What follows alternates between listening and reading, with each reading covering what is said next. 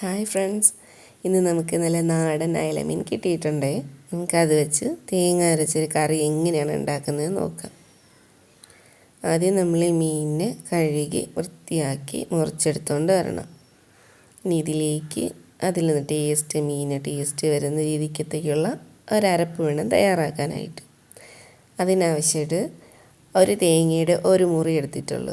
ആ ഒരു മുറി തേങ്ങയും അതിലേക്ക് ഒരു ചെറിയ നെല്ലിക്ക വലിപ്പത്തിൽ പുളിയും അതിലേക്ക് കുറച്ച് ചെറിയ ഉള്ളി എടുത്തിട്ടുണ്ട്. കുറച്ചൊന്നിനോട് ഒരു 7 എടുത്തിട്ടുണ്ട്. വലിയ ചെറിയ ഉള്ളിയാണെങ്കിൽ 3 ആവശ്യമേ വരുന്നുള്ളൂ. അതിലേക്ക് കുറച്ച് മഞ്ഞൾപ്പൊടിയും പിന്നെ എരിവിൻ്റെ ആവശ്യത്തിനനുസരിച്ച് നമുക്ക് മുളക് പൊടി എടുക്കാവുന്നതാണ്. ഇനി ഇതിൽ മല്ലിപ്പൊടിയൊന്നും ചേർക്കുന്നില്ല. ഈ തേങ്ങയും മഞ്ഞൾപ്പൊടിയും മുളക് പൊടിയും പുളിയും കൊച്ചുള്ളിയും എല്ലാം കൂടെ ചേർത്ത് മിക്സിയിലിട്ട് ഒന്ന് അരച്ച് പേസ്റ്റാക്കി എടുക്കണം. ആദ്യം ഒരു ശകലം വെള്ളം വീഴ്ത്തി അരയ്ക്കണം. എന്നിട്ട് നമുക്ക് മിക്സിയിൽ എന്തെങ്കിലും ഒരു പ്രത്യേക ഒരു ശബ്ദം തോന്നുന്നുണ്ടെങ്കിൽ മാത്രം കുറച്ചുകൂടി വെള്ളം ഒഴിച്ച് അത് അരച്ച് പേസ്റ്റാക്കി എടുത്തിട്ട് അതിലേക്ക് 1 ടീസ്പൂൺ വറുത്ത ഉലുവയാണ് ഇടുന്നത്. വറുത്ത ഉലുവ ഇടാവുള്ളൂ. അത് ഇട്ടാലും ശരി. പിന്നെ നമ്മൾ ഒരുപാടിട്ട് അരയ്ക്കരുത്. അരച്ചാൽ അതിൽ കയ്പ്പ് വരും. അങ്ങനെ അരച്ചെടുത്ത പേസ്റ്റ് നമുക്കവിടെ വയ്ക്കാം. എന്നിട്ട് നമുക്ക് ഈ അയല മീനിലോട്ട് ഒരു തക്കാളി നെടുകെ മുറിച്ചിട്ടിട്ടുണ്ട്.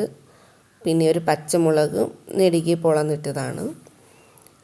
ഇനി അതിലേക്ക് നമ്മുടെ ഈ അരപ്പിനെ എടുത്ത് ഒഴിച്ചു കൊടുക്കാം. അരപ്പ് മിക്സ് ചെയ്യുമ്പോൾ നമുക്കറിയാൻ പറ്റും എത്രത്തോളം വെള്ളം ഒരു കറിക്ക് ആവശ്യമാണെന്ന് നമുക്കറിയാൻ പറ്റുമല്ലോ.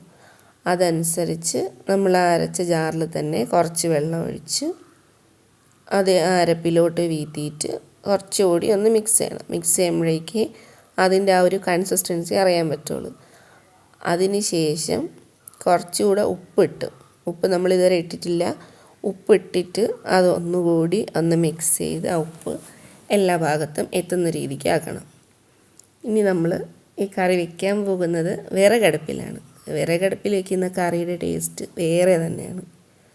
അതും മൺചട്ടിയിലാണെങ്കിൽ അത് പറയാൻ വേണ്ട. പിന്നെ ഇന്ന് വയ്ക്കുന്ന കറി അത് നമ്മൾ ഇന്നിപ്പോൾ മൺചട്ടിയിലാണ് വയ്ക്കുന്നതെങ്കിൽ ആ കറിക്ക് ടേസ്റ്റ് വരുന്നത് നാളെ ആയിരിക്കും. നാളെ വറ്റിച്ചെടുക്കുന്ന മീൻകറി നല്ല ടേസ്റ്റായിരിക്കും. അങ്ങനെ നമ്മൾ കറി എല്ലാം മിക്സ് ചെയ്ത് കലക്കി അടുപ്പത്ത് വെച്ചിട്ടുണ്ട്. അടുപ്പത്ത് വെച്ചിട്ട് നമുക്കത് മൂടി വയ്ക്കാം. മൂടി വെച്ചിട്ട് ഒരു 10-15 മിനിറ്റ് കഴിയുമ്പോഴേക്കും അതിൽ ചെറുതായിട്ട് പത വന്ന് തുടങ്ങും. പതഞ്ഞ് വരുന്ന കറി ഒന്നും ചെയ്യണ്ട. പതഞ്ഞ് വരുന്ന കറിയിലേക്ക് നമുക്ക് ടേസ്റ്റ് ഒന്നും അപ്പോഴും നോക്കുക അറിയാൻ പറ്റത്തില്ല. അപ്പോൾ കുറച്ചുകൂടി ഒന്ന് കഴിയട്ടെ. തിളച്ച് വരുമ്പോഴേക്കും നമുക്ക് അതിൻ്റെ ടേസ്റ്റ് നോക്കിയാൽ അറിയാൻ പറ്റും. അതിനാവശ്യത്തിന് ഉപ്പുണ്ടോ മുളകുണ്ടോ എന്നൊക്കെ അറിയാൻ പറ്റും. അതിൽ ഒരുപാട് നമ്മൾ കറണ്ടിയിട്ട് ഇളക്കാതിരിക്കുന്നതാണ് നല്ലത്. കറണ്ടിയിട്ട് ഇളക്കുമ്പോഴേക്കും മീൻ ഉടഞ്ഞു പോകും.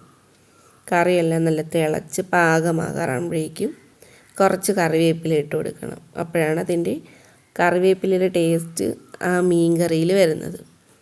എങ്ങനെ കറിവേപ്പിലയൊക്കെ ഇട്ട നല്ല സൂപ്പർ മീൻ കറി ഇവിടെ റെഡിയായി.